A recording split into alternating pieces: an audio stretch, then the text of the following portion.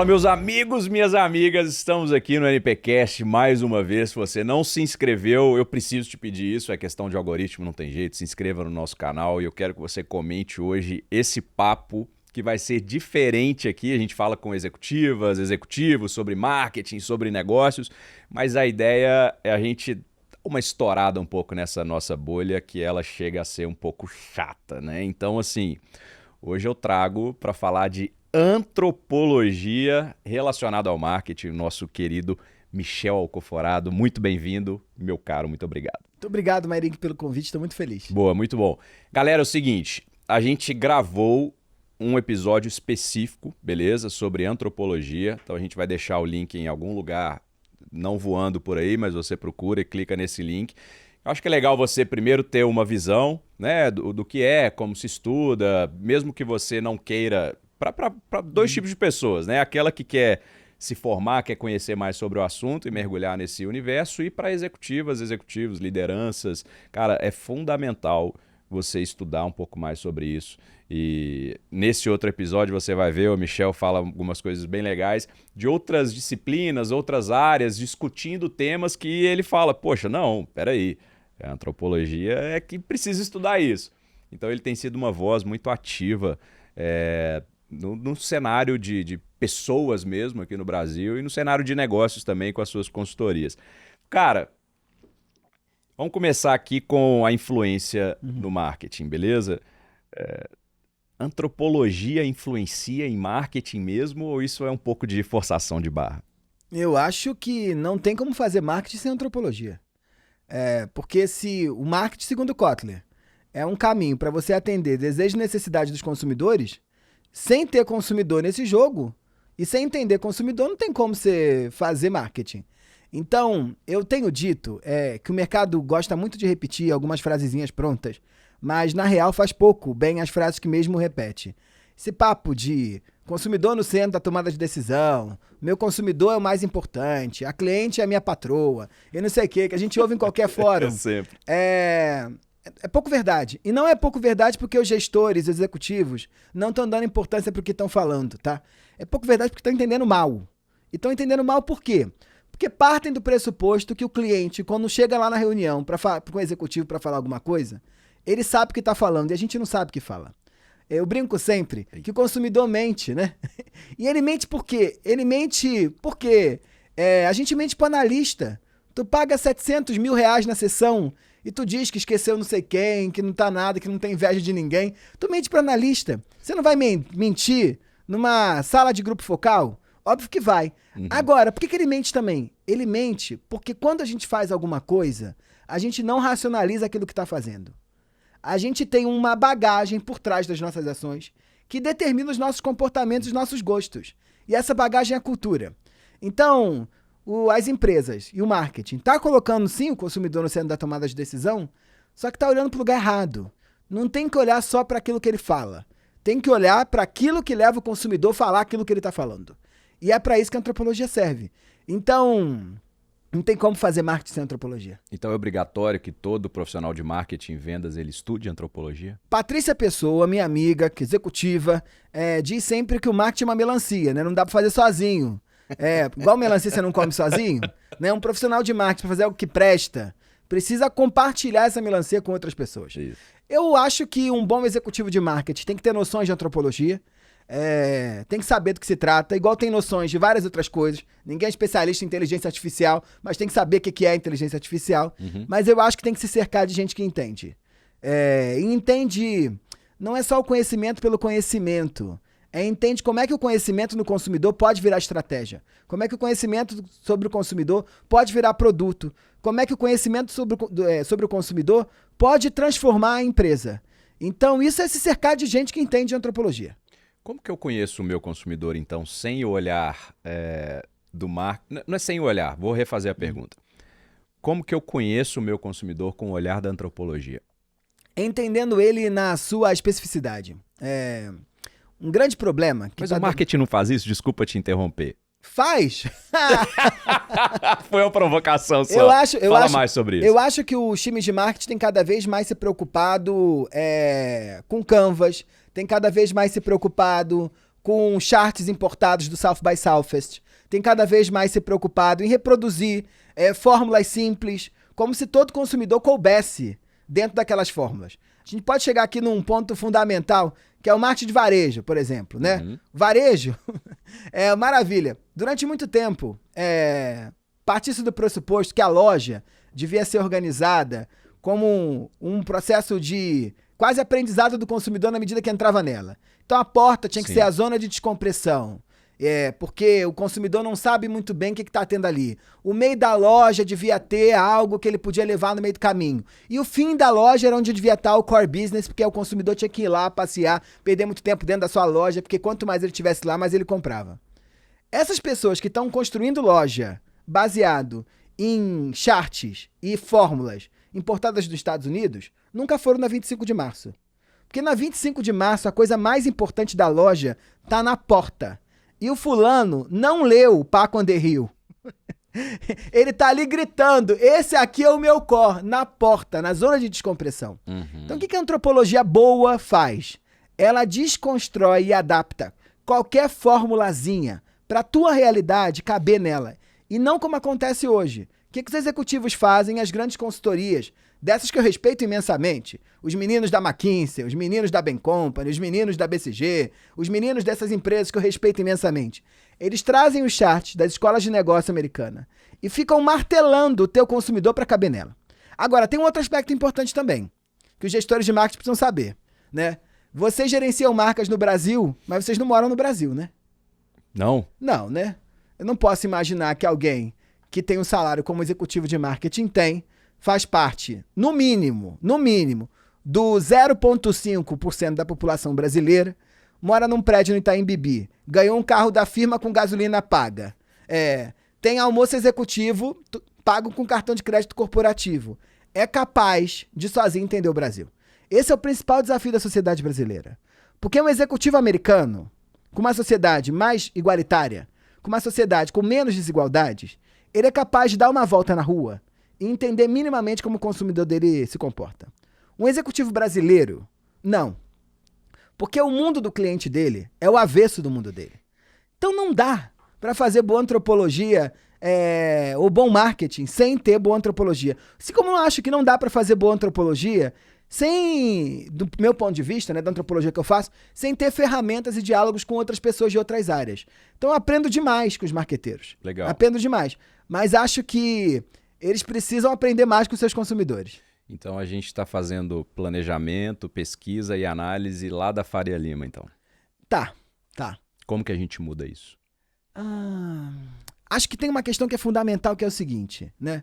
É entender que a maneira como o teu consumidor pensa sobre o teu negócio é que deve, de certo modo, pautar as tuas estratégias de relacionamento com ele. Uhum. Eu brinco, eu trabalho junto a vários boards de grandes empresas, e eu brinco que quando eu sento lá no board, numa reunião que eu sou convidado, eu sento com o consumidor junto comigo.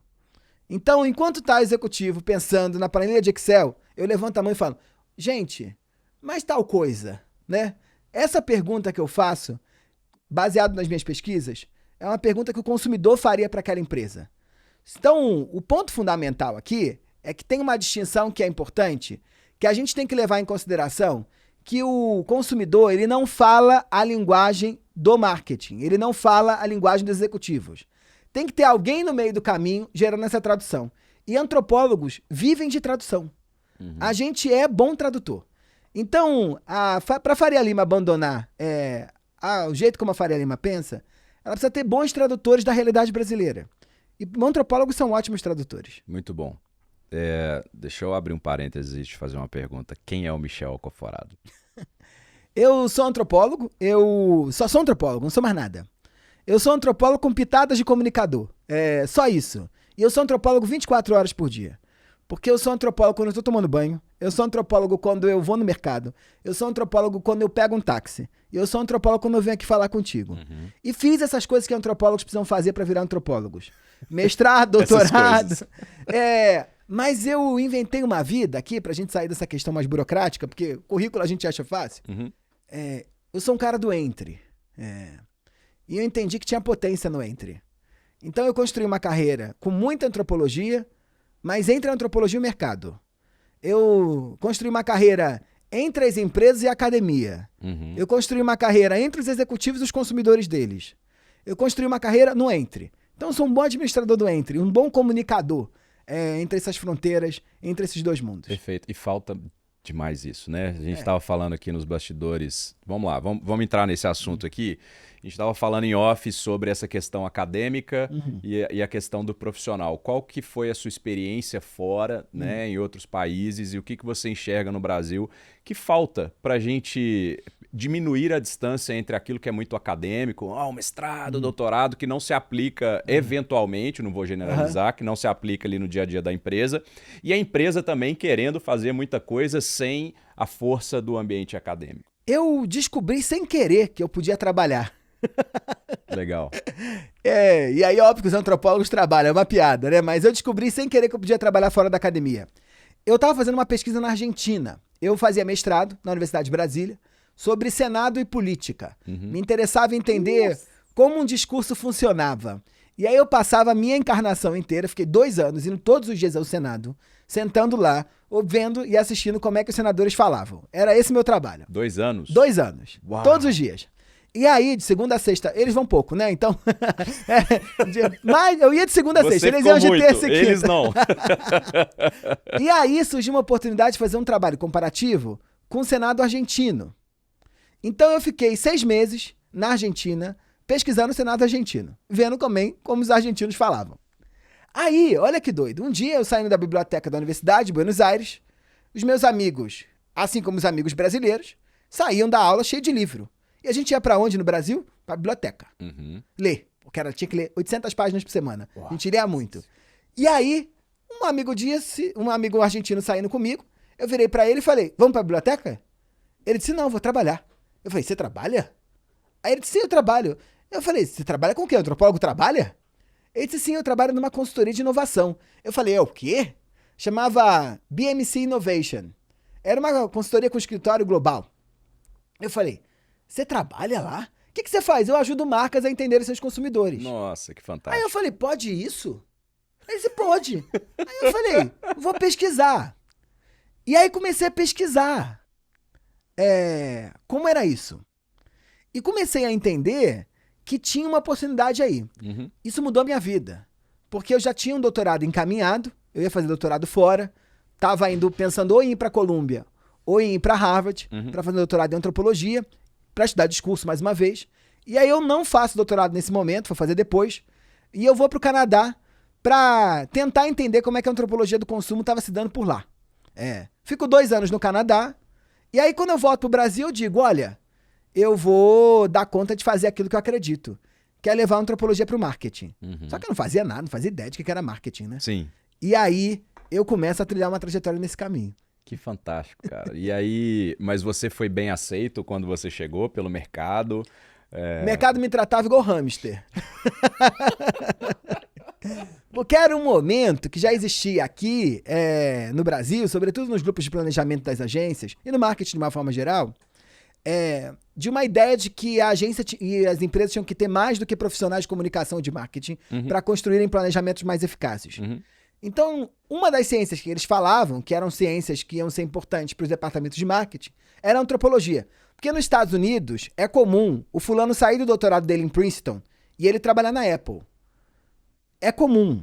É comum um cara sair do doutorado dele em Harvard e ele trabalhar no Google. Essas empresas querem. Essas empresas querem. E o que essas empresas querem?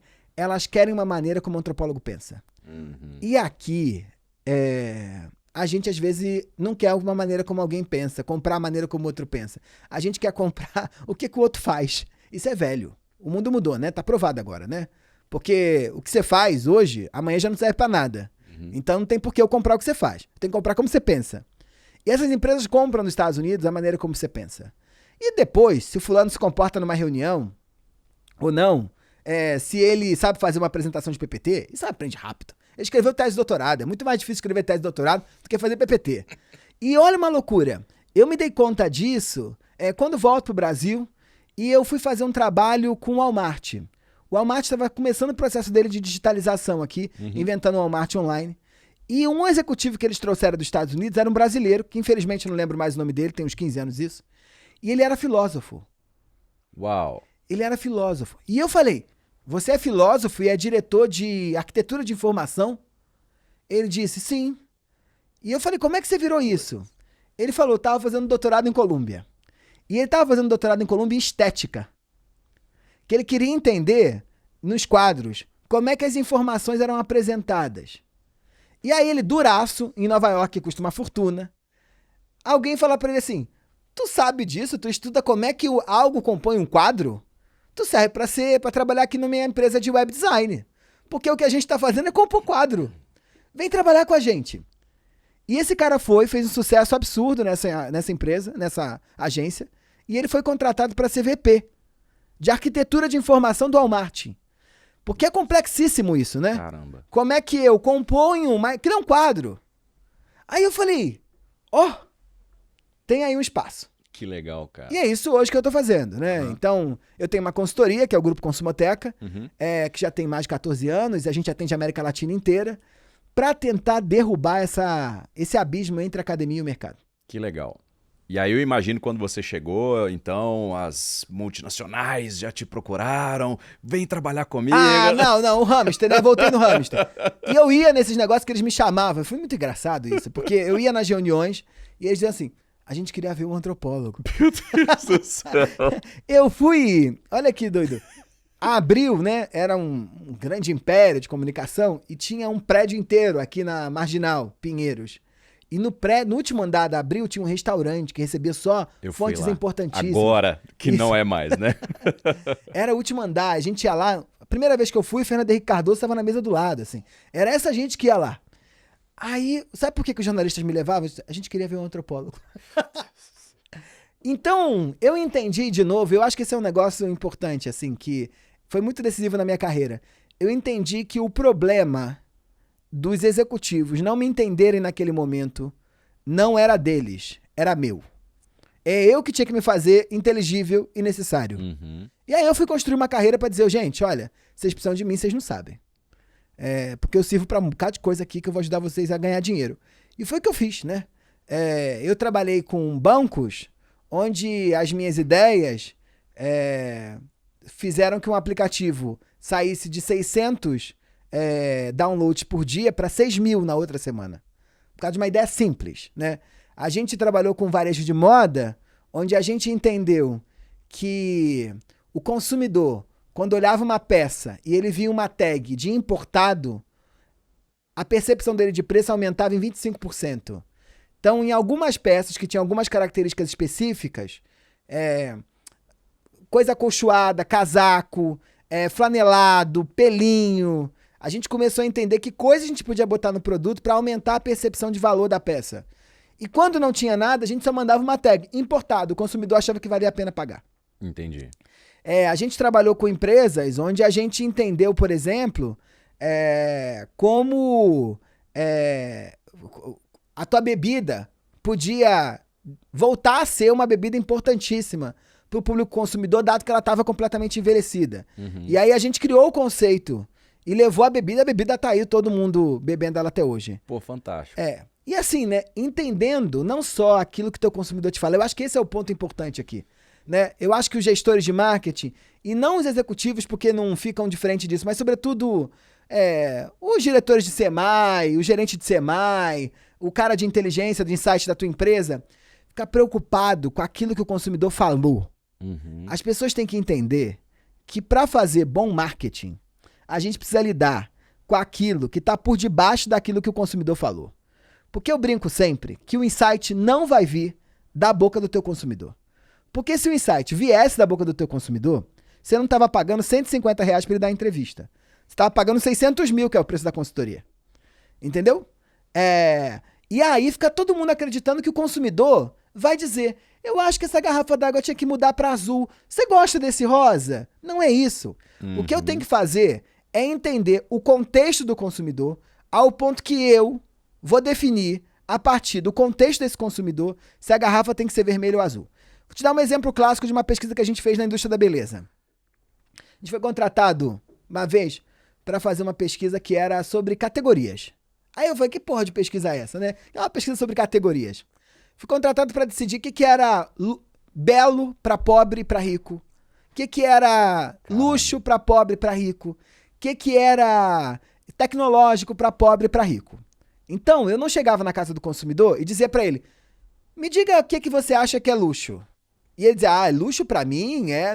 Não. O que a gente fazia? A gente ia para casa desse cara, dava para ele uma dinâmica de tipo, coisas na sua casa que você acha luxuosa. E aí ele trazia tudo e a gente fotografava. Daqui a pouco ele trazia, traga coisas que são tecnológicas, traga coisas que são sei lá o quê. Depois disso, a gente juntou um material com mais de 8 mil fotos. E a gente padronizou que coisas que tinham em comum no belo entre as classes populares, para eles acharem que algo era belo. Que coisas que tinham em comum entre as elites, para eles acharem que algo era belo. E a gente chegou para a empresa e falou assim, olha, isso aqui é que é belo para rico.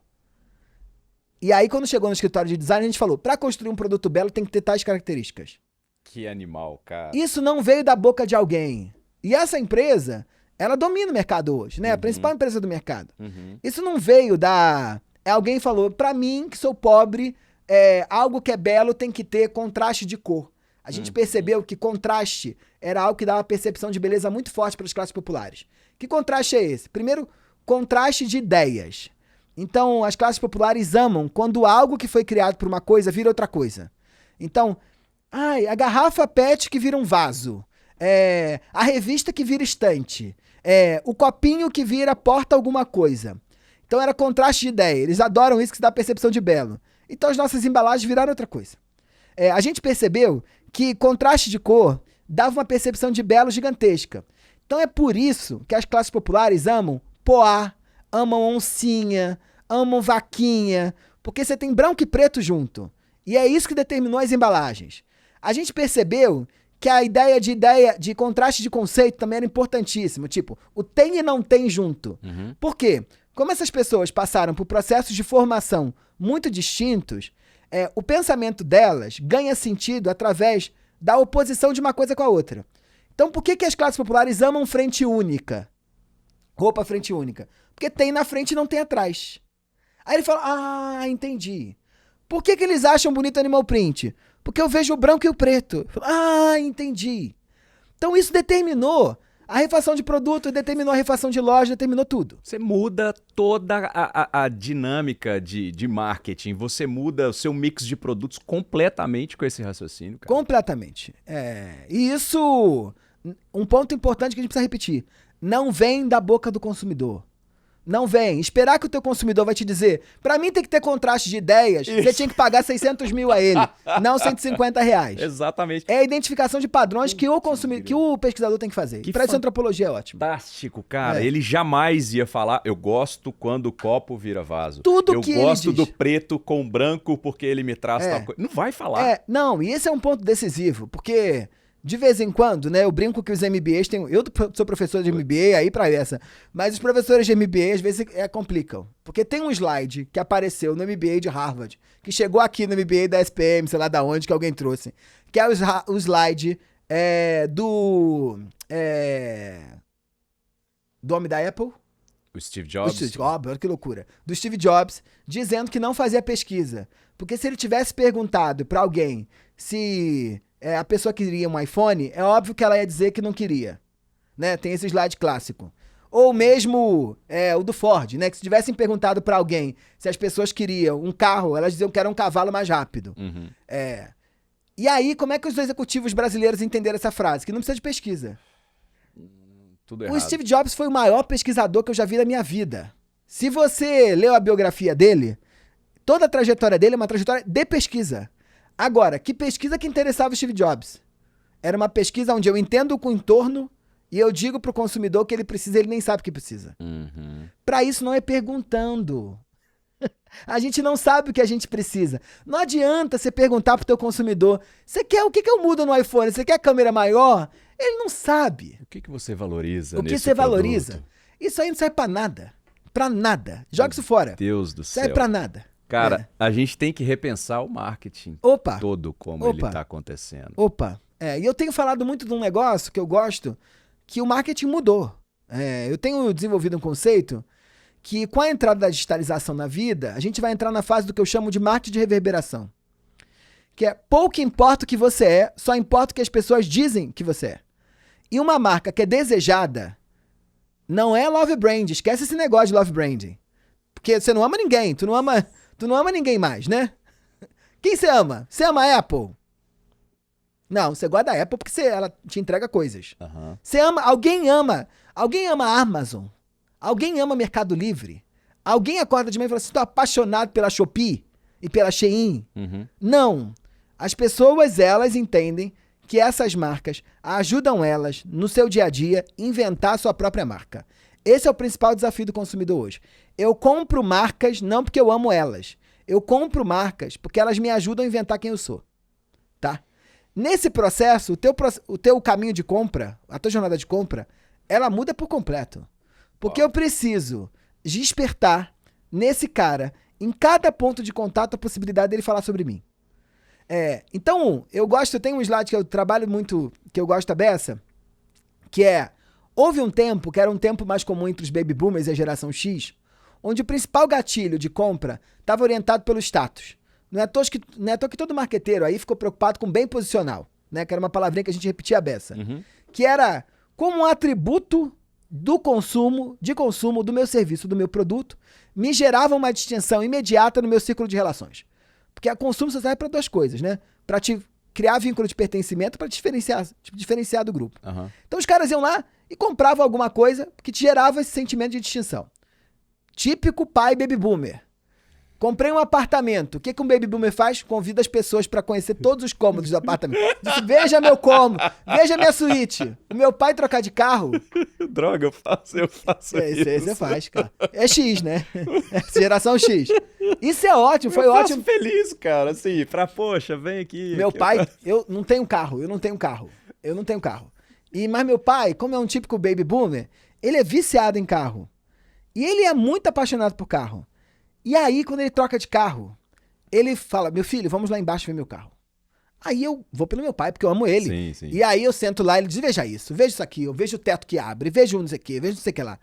Que é típico de um processo onde um item que a indústria oferecia automaticamente matava todos os produtos daquela cadeia anteriormente, porque te obrigava a comprar de novo, mesmo que você não estivesse precisando, único e exclusivamente para aquele item de extinção. Uhum. No mercado de eletrodoméstico é clássico, né? Minha mãe tem a geladeira lá, daqui a pouco vem Brastemp, o Electrolux, sei lá, e inventa a geladeira invertida. Minha mãe fala, eu preciso dessa geladeira. E aí ela chama as visitas pra ver, veja a geladeira invertida, que maravilha. E eu assim, mãe, pra quê? Né? Aí ela já trocou de novo, porque agora tem da mão francesa, né? Que é a porta francesa. E aquela linha premium também. E ela acha chiquérrima uma geladeira que abre assim. Comprou de novo. Esse é o paraíso do marqueteiro. Uhum. Sabe por quê? Porque era fácil. Era a indústria que determinava o ritmo do ciclo de compra ou do ciclo de vida do teu produto. Uhum. Era a indústria que dizia, tu não sabe a novidade, sabe a TV de 40, a gente tem de 42. Aí o pessoal lá comprava. Sabe a TV de 50, a gente tem de 55. Aí o pessoal ia lá comprava. Era esse modelo. Esse modelo, ele é óbvio que está em operação, mas ele perdeu a importância. Porque a gente cada vez mais tem um atributo de produto que é facilmente copiável. Gente, o Ozempic vai cair a patente, hein? Valeu mais que a Louis Vuitton. E vai cair a patente. Uhum. A cidade lá da Dinamarca que tá virando do avesso vai virar, sei lá, outra coisa. Tudo é copiável hoje. Sim. Então, o atributo de distinção de produto não determina nada mais. Aí a gente entrou no outro momento que os marqueteiros amaram, que era o momento da comunidade. Muito por conta dos millennials, né? Que acreditavam que comprando um produto, eles iam dar conta de materializar um propósito da vida. Então, eu comprava um produto para fazer parte de uma comunidade. E aí, o que as marcas vão fazer? Vão arregimentar comunidades em torno de si. E vão trabalhar fortemente um conjunto de causas que vão permitir para esse consumidor que ele comprando meu produto pertença a. Então, eu vou comprar mais o Volvo só porque ele é elétrico. Eu vou comprar mais o Volvo porque ele é enorme. Ou porque ele é caríssimo, igual meu pai compra um carro caro. Eu vou comprar o Volvo porque eu tô dentro da comunidade dos modernos de Volvo. Eu vou comprar a Apple, como eu comprei, a primeira vez que eu entrei numa agência de publicidade, eu tinha um Acer, que a quando eu abri, eu fazia... Já viu um Mac lá? E aí eu vi um Mac, eu falei, eu não tinha dinheiro, eu era assistente de planejamento. Aí eu falei, pai, me ajuda aí, me ajuda a comprar um Mac, porque não tem como eu sobreviver aqui dentro sem um Mac. Porque eu tinha que entrar na comunidade, sim, né? Sim. É por isso que Apple, naquele tempo, arregimentava tanta gente para a noite de lançamento dos novos produtos, ou quando ia lançar um produto na porta, aquela fila gigantesca. Era comunidade aquilo. Ninguém mais dorme na fila da porta da Apple. Pô, mano. Acabou isso. Acabou. Porque não é mais assim mesmo. Aham. Agora, o que a Apple te entrega? Apple te entrega valor de conversa. Quem já comprou o iPhone 16 já tá aí postando. Vi o iPhone 16. Comprei o iPhone 16. A câmera do iPhone 16. Vejam como eu sou rico porque eu tenho um iPhone 16. Eu sou maravilhoso porque eu tenho um iPhone 16. Isso é valor de conversa. Ninguém ama mais marca. Os consumidores compram pela possibilidade que a marca tem de gerar conversas no seu ciclo. Uhum. O valor ativo que eu posso entregar para o meu consumidor é a chance dele despertar a atenção e a conversa com os outros. E aí as empresas têm que virar isso. Cara, legal. Minha cabeça está explodindo aqui. Eu queria fazer juntar aqui essa cultura do consumo, tá? O comportamento humano, a influência, o que influencia o quê nessa história, porque você está me dizendo é uma mudança impressionante que está acontecendo com o consumidor. As marcas, elas obviamente, você estava falando da geladeira e como elas se comportavam no passado, muito do consumo, baseado em um novo atributo para que você continue comprando de mim. Isso está se mudando por quê, na sua visão? É a sociedade que está ficando um pouco mais consciente também dessa cultura de consumo e eu quero me livrar disso e agora eu tenho mais voz para poder falar o que eu quero, não quero. Como é que tá esse rolo todo, cara, de consumidor, de consumo, de consciência? Onde que vai parar esse negócio? Não vai ter como deixar de consumir. É importante a gente falar disso aqui. A gente pode repensar o impacto do consumo no planeta. Tem aí uma conta que vai levar à bancarrota do planeta. A gente pode repensar a maneira como a gente compra, mas comprar menos não compraremos. Não compraremos por quê? Porque no modelo de sociedade do consumo que foi inventado no século XIX, consumo é muito mais do que satisfação de desejo e necessidade. Pega essa, assim. Que vocês aprenderam com Kotler que é só desejo e necessidade. É muito mais do que isso. Com consumo, eu invento quem eu sou. Com consumo, eu arrumo um emprego. Com consumo, eu construo pontes. Com consumo, eu sonho. Vocês estão aqui nessa batalha gigantesca para ganhar o bônus no final de ano. Não é para ser reconhecido pelos colegas que você foi capaz de levar o bônus. É porque bônus é reserva de consumo. Ou você vai levar tua mulher pra Disney, teu marido pra Disney, ou vai comprar um presente pro teu filho, ou você tá guardando esse dinheiro para algum momento consumir esse dinheiro. Consumo orienta futuro. Gente sem consumir não constrói futuro. Então esse jogo de tentar ir contra o consumo é fruto de uma miopia. Porque numa sociedade capitalista, a gente tem a relação de consumo e produção como duas faces do mesmo papel. A gente gosta muito de bater no consumo, mas esquece que é o consumo que movimenta a produção. E é a produção que movimenta a economia. Que a gente vai ter que reinventar outras formas de produção e outras formas de consumo, eu não tenho a menor dúvida. Sim. Agora, se pararem de consumir, vamos parar de produzir. Aí o PIB não vai crescer. A Faria Lima vai chorar, né? Vai chorar a Faria Lima. Então, assim, temos que parar de demonizar o consumo. Eu brinco sempre que esse fascínio pela demonização do consumo é de gente que cansou de consumir. Eu brinco sempre que essa crítica ao consumo do outro, em geral, é uma defesa do seu próprio consumo. Porque a gente critica a forma como a empregada compra e a gente esquece o quanto a gente compra. Eu brinco que só tá questionando o consumo de carne quem já se empanturrou de picanha há gerações. Só tá questionando o uso de carro quem andou muito de carro como motorista. Só tá andando de bicicleta na ciclovia da Faria Lima quem já ficou tão parado no trânsito, sentado no conforto do ar-condicionado, que pode agora começar a questionar a maneira como as pessoas se movimentam. Então, toda a crítica de consumo, do consumo do outro em geral, ela tá pautada por uma visão moral sua. Porque não tem um consumo inconsciente ou inconsequente. O que eu quero dizer é que todo mundo que compra alguma coisa, compra porque tem suas razões para comprar. Então, todo consumo é consciente. Se ele é preocupado com as pautas do ESG, é outra história. Agora, todo consumo é consciente. Porque aquela pessoa que comprou 40 pares de sapato, ela tem as suas razões para aquilo. Se eu concordo com aquilo ou não, é outra história. Agora, todo consumo é consciente. Porque todo consumo responde a um conjunto de necessidades desse indivíduo para estar no mundo. Sem consumir, você não está no mundo. Meus amigos agora têm filho, né? Toda hora nasce uma criança. E é maravilhoso, eu adoro a disputa. Da hora que você vai na maternidade, do bagulhinho na porta da maternidade. Você diferencia a classe social, olha o antropólogo. Você diferencia a classe social pelo enfeite da porta. E por quê? Porque tá o nome. Aham. Nome tem tudo a ver com classe, né? Alguém que se chama Sofia, Enzo. Enzo, em 2024, você sabe, classe social que tem. Ou alguém que se chama Irene, né? Em 2024, é filho do Jardim Europa. Joaquim é filho do Jardim Europa. Né? Maria Elvira é filho do Jardim Europa. Maria Elvira eu não sabia Sim, que né? tem essa. Catarina é filho do Jardim Europa. Em 2024. Agora, aquilo lá, a criança já nasce no mundo com um objeto de consumo. Quem vai dar a primeira roupa é consumo. Se vai ter uma doula, é consumo. Se vai ser na perinatal ou, sei lá, no Copstar da vida aí, é consumo. Uhum. A gente entra no mundo através do consumo. Uhum. Não tem como existir sem consumo. Então, os marqueteiros estão importantes, assim, muito importantes. Porque eles estão inventando gente. Inventando gente. Inventando gente. Vocês não estão só vendendo produtinho. Vocês estão ajudando as pessoas a se inventarem. Vocês estão inventando sociedade.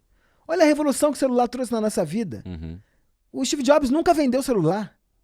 Ele inventou um novo mundo. Olha isso aqui. Uhum. O Bill Gates e o Steve Jobs, quando criaram esse negócio, eles inventaram um mundo. E o fulano que botou isso aqui na rua, ele disse pra você precisa disso? Ele inventou um mundo. Uhum. É disso aqui que a gente tá falando. Mas a gente não fica, no geral, a gente não tá ficando mais superficial também com esse consumo? Eu acho que consumo faz a gente pensar. Pra caramba. Você imagina? Eu gosto sempre de pensar essa coisa de básico e supérfluo, né? Uhum. E eu gosto sempre de usar uma explicação que básico é tudo aquilo que você não precisa de grandes justificativas para comprar. E aí eu gosto de usar um exemplo que eu ouvi uma vez no Ibirapuera. Uma criança rica do Ibirapuera, andando com a mãe, eles param numa... A criança diz pra mãe, mãe, tenho sede. E aí a mãe fala, claro, meu filho, vamos comprar uma água. E a criança, que devia ter uns 8 anos, fala, mas eu queria Perrier. Aí a mãe fala, Perrier não. Estamos no Ibirapuera, não faz nenhum sentido Perrier agora. Você vai tomar uma água e qualquer. Uma água, para alguém que tem sede e é uma criança, é básico, porque ele fala e o outro aceita. O supérfluo é tudo aquilo que a criança teve que gastar de saliva para justificar para o outro que ela precisava comprar. O caminho fundamental aqui é que os marqueteiros têm um papel decisivo de fazer os seus consumidores, diante dos produtos que têm a vender, deles não perderem tempo tendo que inventar justificativas para comprar. Uhum. Isso pode ser nas coisas mais chiques ou nas coisas mais importantes e naquelas que parecem mais banais. Eu vou te dar um exemplo meu. Eu sou viciado em livros. Eu tenho uma biblioteca, sei lá, de 9.000 livros. Uau. E toda vez que eu compro um livro, é óbvio que eu não preciso, né? É óbvio. Eu pago com o meu dinheiro o livro. Mas eu chego em casa com o livro meio escondidinho, assim, né? Com uma vergonha do livro que eu tô chegando a mais. Mais um, Michel. E óbvio que se eu tiver que justificar o livro que eu tô comprando, aquele livro fica mais difícil de ser comprado. Diante de alguns produtos, os nossos consumidores, eles precisam perder isso para poder comprar aquilo que eles têm vontade. É papel nosso dizer para ele, querido, você quer um Volvo? Só porque o teu vizinho tem um Volvo? É teu direito, você tem dinheiro, vai lá e compra. Se ele tiver que ficar perdendo tempo de convencer a mulher que ele quer comprar um Volvo, porque o diretor acha que ele tem que ter um Volvo, o outro colega do trabalho tem um Volvo, toda a garagem da firma tem Volvo, e ele tem que justificar que na escola todo mundo chega de Volvo, e ele tem que pensar pro gerente, ligar pro gerente do banco e dizer como é que eu vou comprar meu Volvo. E perdeu. O marqueteiro não tá fazendo o trabalho dele direito. O nosso papel é reconhecer o direito do consumidor comprar aquilo que ele quer e ajudar ele a comprar aquilo que ele quer. É pra isso que a gente existe. É por isso que eu nunca tive crise moral. Vários dos meus amigos me perguntavam da academia se eu não tinha crise de criar estratégias ou formas para obrigar as pessoas a comprarem mais coisas que elas não precisam. Eu nunca tive isso porque eu nunca obriguei a ninguém a comprar nada que precisa. Uhum. O que eu consegui fazer ao longo da minha carreira com muito sucesso foi adaptar produtos para que coubessem na vida dessas pessoas de tal forma que elas se sentissem mais felizes com eles. Entendi. E isso é o quê? É olhar uma coisa e dizer, óbvio que eu preciso disso, como é que eu não tinha tido isso antes? Uhum. Eu não acho que eu fiz ninguém comprar mais, eu acho que eu deixei as pessoas finalmente encontrarem coisas que cabiam na vida delas. Entendi. Você às vezes não acaba sendo mal visto pelos super tradicionais da sua área, não? Ah, com certeza. Mas... Mas aprendi outra coisa com Patrícia Pessoa. Ah, Ela me disse o seguinte uma vez. Se tu não tá incomodando ninguém, é sinal que tu não fez nada relevante. uou. E mudou minha vida quando ela me falou isso. Hum, Se tu não incomodou ninguém, tu não fez nada relevante. Se tu não tem um inimigo, não precisa ter muitos não, tá? Mas pelo menos alguns. tem que ter. Se não tem um inimigo aí na tua firma, tu não fez nada relevante. Por quê? Na medida que você faz algo relevante, você desestabiliza as relações de poder como elas estavam postas. Uhum, Você desorganiza o mundo tal como as pessoas pensavam. uhum. Então é sinal de que você fez algo relevante. Fantástico. Então, eu tenho muitos anos de terapia e análise da minha vida. Eu entendo que a crítica do outro é do outro, né? E é óbvio que eu critico um monte de coisa, um monte de gente aqui, critiquei já um monte de coisa. São críticas minhas, né? As pessoas não precisam se sentirem tolhidas Aham. por isso. E eu jamais me senti. Porque, como antropólogo, eu entendo que a gente tem que saber sempre na vida o jogo que a gente está jogando. E eu sempre soube. Eu sei muito bem meus limites. Eu sei muito bem meu papel e eu sei até onde eu posso ir. Isso pra mim é suficiente. Se eu tiver dentro dessas 4 linhas que eu coloquei pra mim, tá posto. Tá posto. Não Boa. preciso de mais nada. Então a crítica do outro... Falando em crítica, Michel, Hum, falar um pouco aqui de Faria Lima. Como é que um profissional, Faria Limer, sai dessa bolha, principalmente se ele trabalha na Faria Lima? Ó, Faria Lima tem um bocado de coisa. Acho que a gente tem que ter curiosidade. Eu, uma vez, estava na Índia, entrevistando numa pesquisa sobre inovação. Eu parei de frente com o rei das startups de Bangalore. Bangalore é conhecido como o Vale do Silício indiano, né? Aham. E esse moço tinha feito mestrado e doutorado em Londres e ele mudou a minha vida também. Porque eu estava no WeWork de Bangalore, na sala de reunião, e ele virou para mim e falou o seguinte: se o fulano que chega aqui numa entrevista se formou há mais de 5 anos, não me interessa nem saber o que ele estudou, nem onde estudou. Aí eu falei, Ele disse, me interessa desse cara a forma como ele pensa o mundo e a forma como ele se lida com o mundo. E aí eu falei, concordo. O que eu acho que é o ponto fundamental pro Faria Lima? Continuar na Faria Lima, que tem isso, né? Pra ele continuar, ele vai ter que se reinventar, porque o mercado é Que bom, né? duríssimo. Curiosidade. Aham. E eu acho que não dá pra existir em 2024 sem curiosidade. Como que a gente se torna curioso? Com o olho aberto, né? Acho que um caminho fundamental é a gente juntar tudo aquilo que a gente sabe com aquilo que a gente não sabe. E o que é isso? É consumir coisas que a gente não sabe. Sabe o que eu faço? Eu sou um milênio. TikTok pra mim não é natural. Eu tenho um lembrete na minha agenda, entrar no TikTok. Toca de manhã. Aí eu entro no TikTok e falo, é TikTok. É isso aqui que tá bombando. Sei lá o quê. Me é natural entrar no TikTok? É fácil pra mim? Não, não é. Pra mim é mais fácil o Instagram. Uhum. Mas eu entro lá. Curiosidade. Então acho que o ponto da curiosidade é fundamental. Acho que tem um aspecto fundamental também, é o interesse genuíno pelo outro, né? Opa. Que eu acho que às vezes falta. É um interesse genuíno você olhar aquele que te serve e perceber que ele tem uma cor de cabelo que não é comum no teu círculo de relações e você se interessar por que tu tá pintando o cabelo dessa cor? Uhum. Ou por que você tá fazendo isso desse jeito, né? Uhum. Por que teu filho tá seguindo tal caminho? Por que você vai votar em alguém sem querer mudar a opinião dos outros, né? Porque a gente às vezes ouve coisas dizendo assim, tá fazendo errado, hein? Então eu acho que é um genuíno interesse pelo outro. Escuta. Eu falo muito, eu vivo de falar. Inclusive eu vendo só aquilo que eu falo, né? E aquilo que eu penso. Mas eu escuto mais do que eu falo, por mais que eu fale muito. Eu escuto muito. Quando a câmera desligar aqui, eu voltar pra casa, eu falo zero com o taxista porque eu tô preocupado com o que o taxista vai me contar. Então na hora que eu entro no táxi, se ele tá na Jovem Pan, eu pergunto pra ele, por que não tá na CBN? Se ele tá na CBN, eu pergunto, por que não tá na Jovem Pan? Né? Se ele faz um comentário, sei lá, da noite, você fala, e aí, vai votar em quem? Uhum. E vai votar em quem por quê? Uhum. Interesse genuíno no outro. Quero falar mais sobre isso, Aham. porque a gente vê cada vez mais essa polarização, né? A esquerda, a direita, Trump, Biden, etc e tal. E o que eu reparo, assim, pelo menos dentro da minha bolha, né, que eu vivo, tentando furar um pouco, mas ainda tenho uma bolha muito grande. Eu converso com as pessoas e o sentimento que eu tenho, cara, é assim,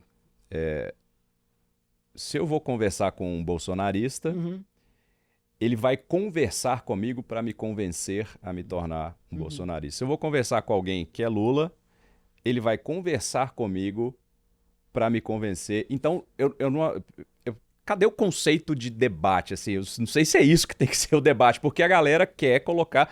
E quando as perguntas são feitas, o sentimento que eu tenho é que as perguntas são feitas para que eu mude a sua visão.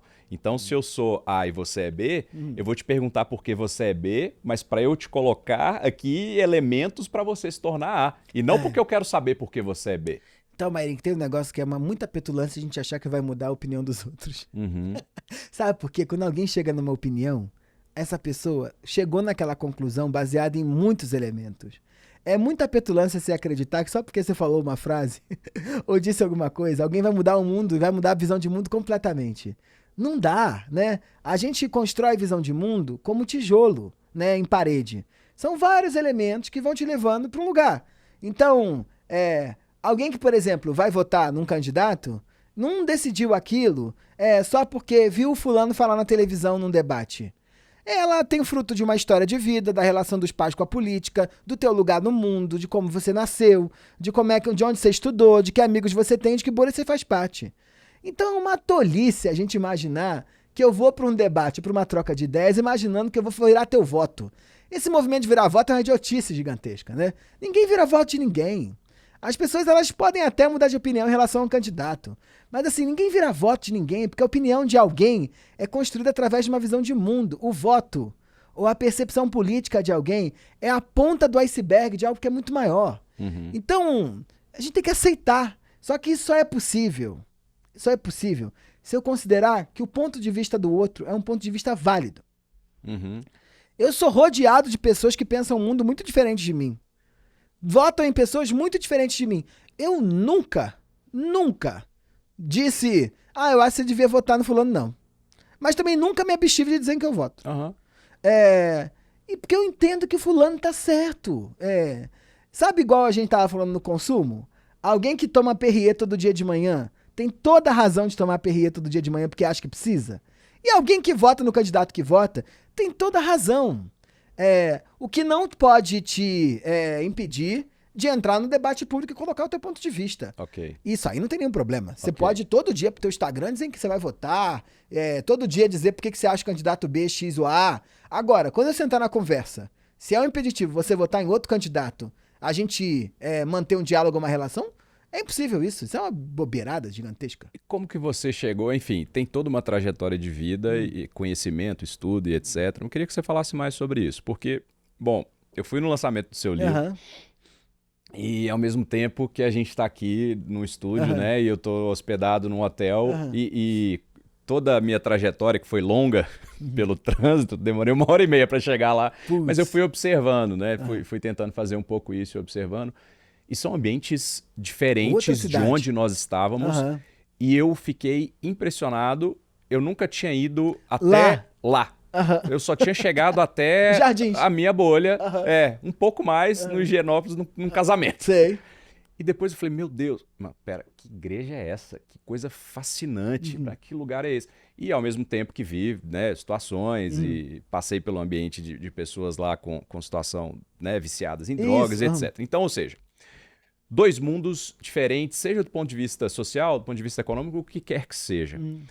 E, cara, você estava lá, você vive lá, você frequenta lá, você falou que todas as manhãs está lá na livraria, e você está dando consultoria dentro da Faria Lima, com as pessoas pedindo e implorando pela sua ajuda. Como que você consegue navegar nesses dois ambientes muito bem? Eu podia ter feito o lançamento do livro na Livraria Travessa do Shopping Guatemi. E aquela audiência toda que estava lá teria preferido. Teria preferido? Com certeza. Você porque acha? é mais confortável ir na Livraria Travessa do Shopping Guatemi, que eu frequento, e tive convite para várias livrarias importantes, mas decidi ir numa livraria no centro de São Paulo.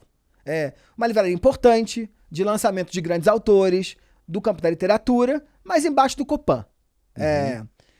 E eu moro num bairro de elite, mas o meu escritório fica na Galeria Metrópole, na Avenida São Luís. Por quê? Eu morro de medo de bolha. E eu acho que é um desafio enorme a gente sair da nossa bolha, onde parece que a gente vive na novela do Manuel Carlos. Chegar lá e ter que enfrentar realidades distintas. É isso que me deixa com a cabeça ampla. E eu, quando levo executivos lá no meu escritório, que é na Avenida São Luís, e aí é engraçado que quando eles perguntam, Michel, onde é que é seu escritório? Eu falo, Avenida São Luís. Aí eles ficam assim, coitado. Cara, eu não vou ter tempo de ir lá, cara. E quando vão, eles ficam assim, tem uma livraria desse quilate da megafauna no centro. Tem um restaurante tipo Star Rooftop? Tem. Tem isso aqui no centro? Tem. E a gente só precisa estar aberto a esse trânsito. E sabe o que eu gosto muito do centro? E é um lugar, eu brinco que ele é o contrário da novela do Manuel Carlos, onde tudo no lugar, onde a gente está aqui também, né? Você pode andar tranquilamente, você tem uma sensação que os sociólogos vão chamar de segurança ontológica. Aqui O que é isso? Você tem uma percepção de que tudo no todo dia vai ser igual e você pode andar tranquilo pela rua, porque nada vai acontecer diferente do esperado, tá? Se acontecer, é óbvio, mas foi um acidente, um incidente. Lá no centro, não, né? Tudo pode acontecer mesmo. Isso é verdade. E isso é o desconforto que eu preciso para viver. Entendi. E é esse desconforto que me dá essa sensação de estranhamento diante da vida sempre, é isso que me leva a ter ideias. Eu pago por isso, e pago caro, tá? Vou te dar um exemplo clássico. E em todos os lados, tá? Quando eu terminei o doutorado, eu pensei, e agora? O que faz, né? Porque eu cheguei no topo da carreira, não tem mais o que fazer, né? E aí eu pensei assim, não posso me acomodar. Qual é o lugar que eu me sinto mais desconfortável na minha vida? Entre publicitários. Eu falei, eu vou fazer o MBA da Berlin School. Você lembra que tinha aquele MBA famosíssimo da Berlin School, né? E era uma baba, caríssimo. Claro. E aí eu falei, eu vou fazer. Aí as pessoas me diziam, e inclusive a Berlin School me falou, mas você tem doutorado e veio fazer MBA? Eu disse, paguei e fui. E foi ótimo. Uau. Foi genial. Porque eu passava 15 dias com publicitários de todas as partes do mundo, em cargos de liderança nessas agências, e em gente também em marketing, em cargos de liderança. Eu sentava lá para discordar deles a todo momento. De achar que o que eles estavam me falando não me servia. Mas, ao mesmo tempo, isso me cobrava uma capacidade de entendimento do outro, de entendimento por que eles faziam o que faziam, que me mantinha vivo. Eu pago para estar no centro, que é bem mais barato do que a Berlin School, para me manter vivo. Vivo. E isso cobra de você o quê? Adaptação. E eu não acho que tem habilidade mais importante no mundo corporativo hoje do que adaptação. Então eu pago, você tem que... É igual 10 mil horas de voo, não tem esse negócio? Sim, sim. 10 mil horas de adaptação. Então, vai ter que sair do clube. Isso te ajuda a não se considerar, em conversas que você discorda de posicionamentos, de ideias, etc. Essa vivência sua te ajuda a não se considerar melhor do que aquela outra pessoa? Não me considero. Não me considero mesmo. Não me considero mesmo. Que legal. Eu não me considero... Também não me considero pior, tá? Claro, sim. Isso é muito importante no mundo corporativo. Ótimo. Porque toda vez que eu vou reunião com o CEO, eu fico achando engraçado. Eu rio sozinho da minha casa. Como é que os executivos estão tensos? E eles vão te deixando tenso. Aí quando eu vou com a minha equipe, que tem menos experiência nesse tipo de coisa, eu falo pra eles, gente, não entra na nóia, hein? Não entra na nóia deles não, hein? Eles que estão tensos, eu não tô não. Esse Michel, o horário, o fulano tem uma agenda muito cheia, eu digo a minha também. Claro. Eu não me sinto menor do que ninguém, nem melhor do que ninguém. Nem melhor e nem pior do que ninguém. Então, eu acho, de verdade, que o moço do bar, ou da livraria, o atendente da livraria, o segurança da livraria de ontem, que me atende, ele tem coisa para me ensinar sobre o mundo que eu não sei. E isso é coisa da antropologia. Na antropologia, aquilo que as pessoas te falam vale tanto quanto aquilo que você lê. E a gente no mundo tem costume de diferenciar essas duas coisas. De achar que alguém que escreveu vale mais do que alguém que falou. E eu tô tão interessado naqueles livros da livraria quanto aquilo que o segurança tem para me dizer. Uhum. E eu não me acho, isso não é São Francisco Xavier, Padre Lancelotti, nada disso, tá? Isso é um treinamento. Uhum. Treinamento. E eu gosto do centro de São Paulo por quê? Porque eu acho que o centro de São Paulo, eu devo tudo a São Paulo, tá? Tudo. Eu não teria virado metade do que eu virei sem São Paulo. Uhum. Mas eu acho que São Paulo, como é um lugar com serviço ótimo, e com muito estruturado, né, para atender, facilmente a gente invisibiliza o outro. E no centro de São Paulo, talvez seja o único lugar da cidade onde você tem ainda o garçom que te serve. Ele mora no prédio de cima, né? Ele pode ser seu vizinho. O cara que faz a tua barba, ele vem de uma vida mais ou menos. Certamente tem menos dinheiro que você. Mas ele transita pelo meio. Ele vai na megafauna também, né? Uhum. Isso eu acho que não tem em outros lugares da cidade. E esse senso de trânsito, eu preciso. Por isso que meu escritório tá lá. Entendi. E agora, a Galeria Metrópole, que é onde é o meu escritório, tem vários escritórios de design, tá cool, tá bem chique. Mas eu tô lá do tempo que era Roots. E lá, interagindo com as pessoas. Me interessa demais, né? A fulana que saiu do extremo leste de São Paulo e tá ali porque tem um emprego numa lojinha. Me interessa demais ver a dinâmica das travestis no centro da cidade. Me interessa demais ver o comércio popular, né? Como é que ele constrói relacionamento. Uhum. Eu, quando vou à Índia, eu fico nos melhores hotéis. Fico no Taj Palace de Mumbai.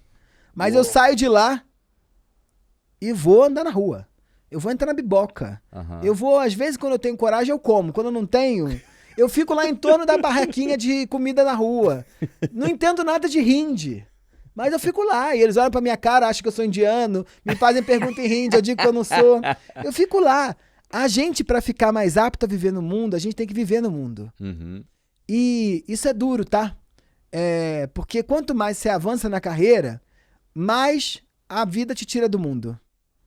E você tem que batalhar contra. Uhum. Então, eu não moro junto com aquelas pessoas que eu convivo no centro, mas eu tô lá com elas.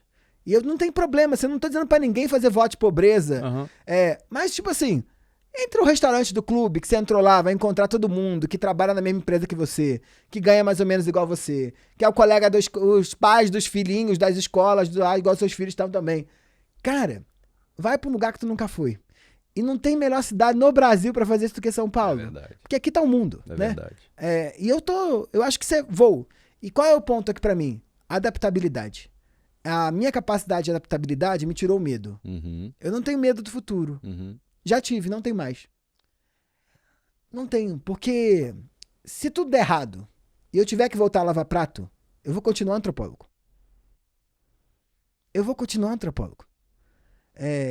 Igual eu lavei prato quando eu morava no Canadá, né? Que eu te contei que eu entendia tudo isso. Eu vou continuar antropólogo. E eu não tenho medo, porque eu sou capaz de me adaptar. Eu saí da academia, eu escrevia tese, né? Eu falava com gente citando autor.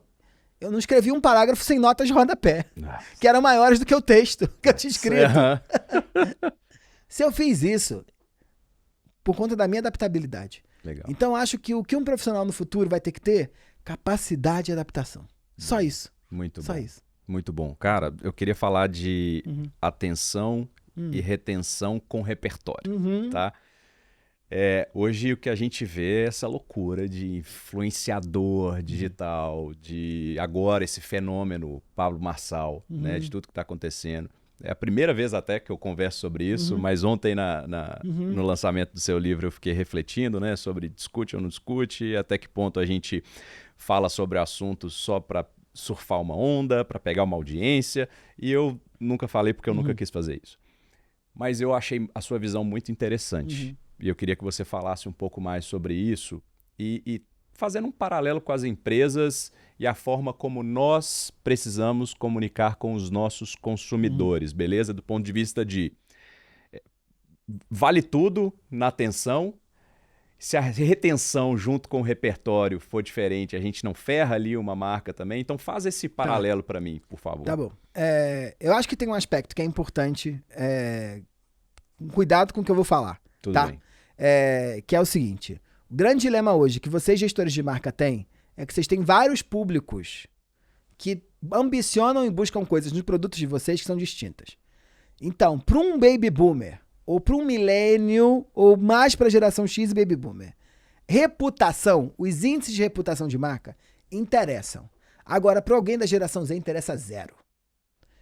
Não é à toa que quando a gente compara a fidelidade de marca de baby boomers, ela gira em torno de 78%. O que é isso? Um baby boomer tem um conjunto de marcas que não importa o preço, não importa nada, ele vai lá todo dia comprar aquela marca.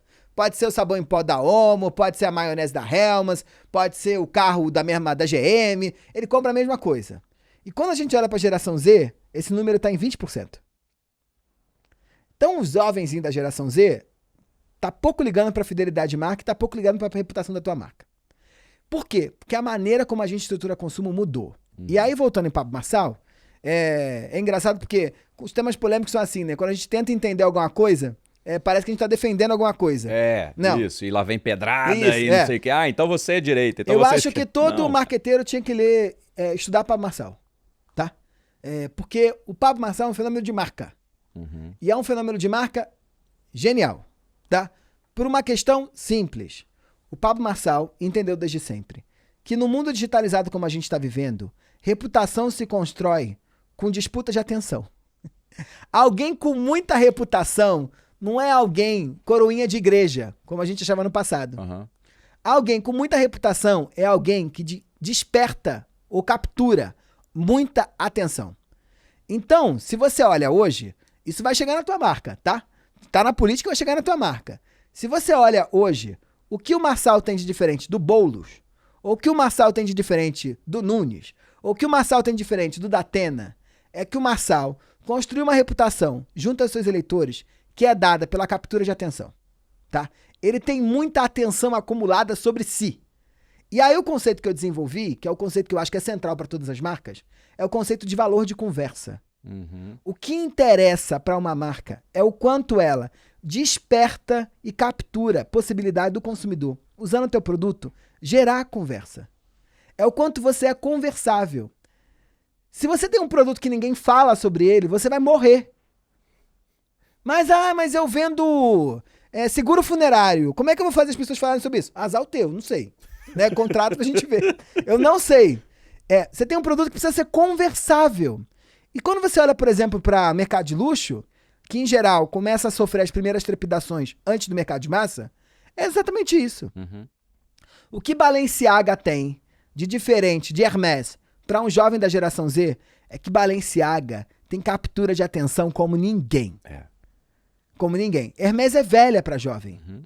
E Balenciaga não, com as suas coleções Destroyed, sapato que parece sapato que saiu do lixo, não sei o que, bolsa com cara de bolsa de pão. Atenção. A gente pode citar um caso brasileiro. CIMED. CIMED no outro dia, com todo respeito aos amarelinhos, todo respeito, eu acho invejável vocês. CIMED no outro dia, assim, há pouco tempo atrás, era uma marca pequena. Uhum. E como é que CIMED virou isso? Hábeis de captura de atenção. A Virgínia, para mim o melhor exemplo é a Virgínia. Olha que maravilha, gente, vamos parar para pensar. Olha como reputação não tá importando mais nada.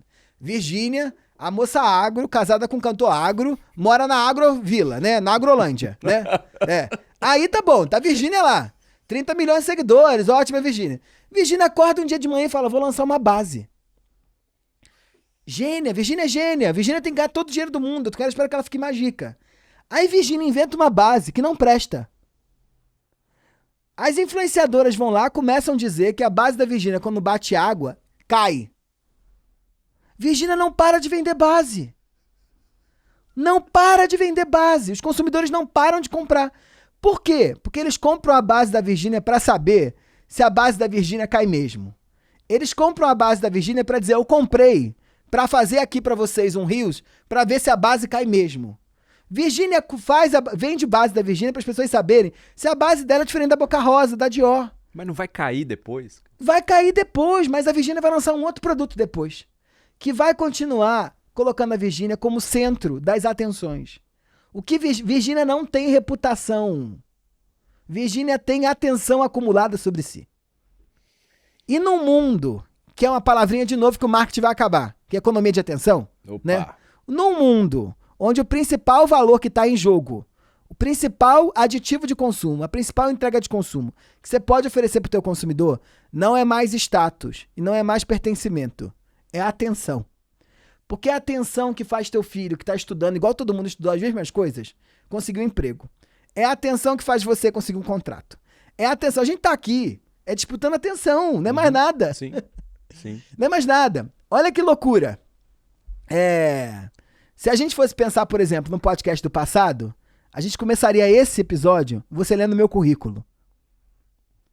Ninguém tá preocupado com o meu currículo. É verdade. Eu estudei pra caramba. É verdade, cara. Mas não importa mais. É. O que importa é se o povo que tá aqui tá preso até o final. Uhum. E é isso que interessa. É isso que interessa. E aí, óbvio, que pra aprender essa gente até o final, a gente tem que ter coisa pra falar pra eles, tá? E aí, óbvio que eu tenho que estudar pra caramba. Eu tenho que fazer algo antes, nos bastidores. Sim. Mas é só atenção. Eu participei, eu dei entrevistas pros principais jornais do mundo. Começava assim, né? A gente dizia, Michel, doutor em antropologia, formado pela professor da Fundação do Cabral, sócio-diretor de uma empresa, atende. A gente botava aquele negócio embaixo no site, né? Marcas que trabalharam com a gente. Ninguém mais pergunta qual é a marca que você trabalhou. Ninguém mais pergunta, né? Quantos funcionários tem na tua empresa? Eita. É outra história. O que as pessoas querem, tá? E sabe quando eu me dei conta disso? Vai sair um projeto com uma marca grande de streaming ano que vem, meu. E aí eles me convidaram para esse projeto e me disseram, olha, esse é o formato que a gente tá pensando e esse aqui são os convidados. Eu fiquei chocado. Porque quando eles me apresentaram os convidados, do lado da foto dos convidados e do nome, não tinha quem era a pessoa. E eu não sabia. Tinha um número de seguidores. Uau! Fulano, 300 mil. Fulano, 200 mil. Fulano, 100 mil. Aí eu falei, putz. Caramba. E o que é seguidor, gente? Seguidor é captura de atenção acumulada. Caraca. E a marca tem que entrar nisso. A Virgínia não tem reputação, gente. O Pablo Marçal não tem reputação. Mas olha que loucura. Eles dois, sem reputação, estão sendo o foco da nossa conversa aqui. E a gente está gerando mais atenção para eles. Por isso que eu não gosto de falar muito, mas enfim. Mas é o game, né? E é por isso, mas eles são conversáveis. Sim. E aí sabe qual é a sinuca de bico que eles colocam a gente? Como é que você vai atravessar 2024 sem falar de Pablo Marçal? Exatamente. Ele não te dá essa opção. Exato. Senão você não vai estar no mundo. Você não vai estar na roda de conversa do mundo. Não entra em roda de conversa, não se posiciona como marca, é tido como omisso, enfim, tem muita coisa. Entendeu? Cara, que loucura. Agora, deixa eu trazer isso que você está dizendo pro B2B, que eu acho que é, não sei se já te fizeram essa pergunta outras vezes, que eu acho muito mais desafiador, mas na minha visão também não muda tanto, porque a gente está falando de pessoas, mas na sua experiência aí de comportamento do consumidor, escutar lá na ponta e etc., essa diferença entre a pesquisa, que não é pesquisa, a gente faz do jeito errado, como que você transporta isso para uma marca B2B para entender realmente quem é o seu consumidor ali, para você conseguir criar uma conexão melhor? Então, lá no Grupo Consumoteca, a gente tem duas frentes, tá? Uma frente que é liderada de pesquisa de insights, mais tradicional, e uma frente que é liderada com um trabalho de consultoria que eu faço, tá?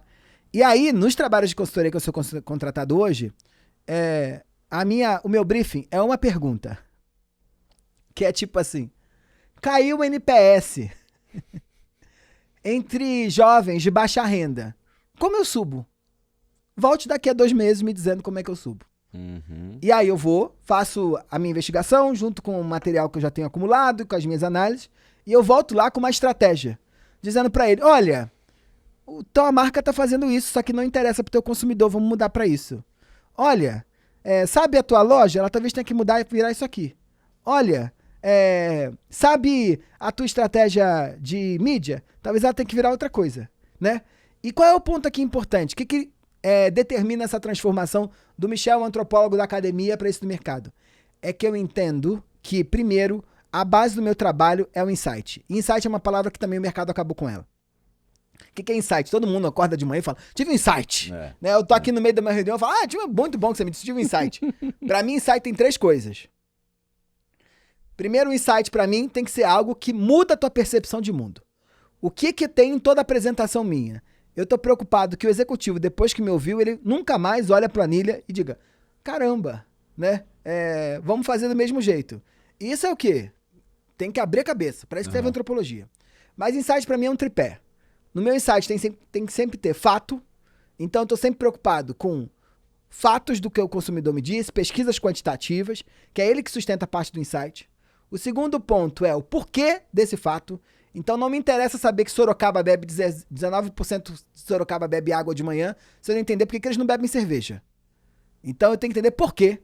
E o terceiro ponto, como é que esse porquê impacta a tua empresa?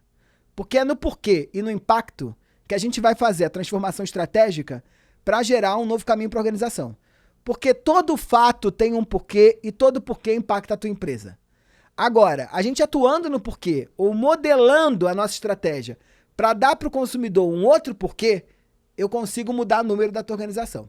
Então, esse é um ponto fundamental, assim, como é que ideias viram negócios, né? Como é que ideias viram coisas. Porque senão eu caio no campo da despesa, né? O campo, isso aí mais sabido. Sim. Nenhuma consultoria pode te deixar mais sabido. Ela tem que te deixar mais pronto para enfrentar os desafios do teu mercado. Boa. E isso é isso, trazendo o ponto de vista do consumidor lado a lado, em pleno diálogo com a tua estratégia de marketing. Fantástico, fantástico. Michel, qual que é a pergunta que ninguém te faz, mas que você gostaria de responder? Como é que você vai aposentar? Quando você vai aposentar, Michel? Vai chegar esse dia, se Deus quiser. Boa, muito bom, muito bom. Bom, galera, fantástico. Eu sei quando uma conversa é muito boa. Sabe aquele rolê da Ana Maria Braga, dela passar debaixo da mesa? Que eu sempre falo, que aula, meus amigos, que aula. E tem um agravante ainda no negócio. Quando eu tenho dor de cabeça, cara. Se eu tenho dor de cabeça é porque, assim, o negócio me tirou aqui, porque ao mesmo tempo que você tá falando, eu tô revisitando muita coisa aqui, pensando o que fazer, como que eu posso buscar essa transformação para mim, para minha organização. E você falou também no lançamento do seu livro que um dos grandes objetivos é fazer com que as pessoas elas saiam do lugar que elas estão hoje e elas pensem, né? Então pensei tanto aqui que minha cabeça começou a doer. Queria te agradecer demais aqui pela sua presença. Foi, cara, uma honra de verdade, primeiro ter te conhecido, e sei que o seu tempo aí é super escasso. Muito obrigado por ter visitado aqui a gente nesse podcast. Eu agradeço imensamente pelo convite, amei e adorei também, que se deu dor de cabeça, a gente já pode fazer uma parceria com Coristina AD, aí, ó.